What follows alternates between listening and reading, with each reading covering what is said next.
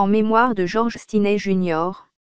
George Stinney Jr., d'origine africaine, fut la plus jeune personne à avoir été exécutée au XXe siècle aux États-Unis. Ce jeune noir n'avait que 14 ans au moment de son exécution par chaise électrique. 70 ans plus tard, son innocence vient d'être officiellement reconnue par un juge de la Caroline du Sud. De son procès jusqu'à la salle d'exécution, le jeune garçon avait toujours sa Bible en main tout en clamant son innocence.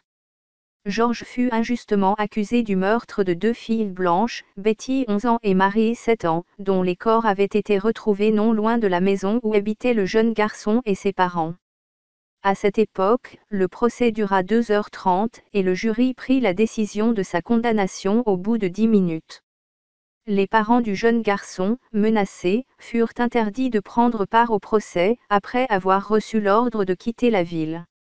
Avant son procès, George fit 81 jours de détention sans possibilité de voir ses parents pour la dernière fois.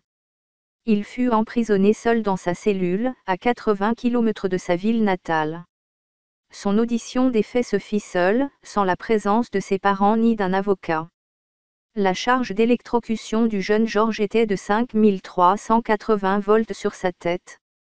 Je vous laisse imaginer ce qu'une telle décharge électrique peut avoir comme effet sur la tête d'un jeune enfant.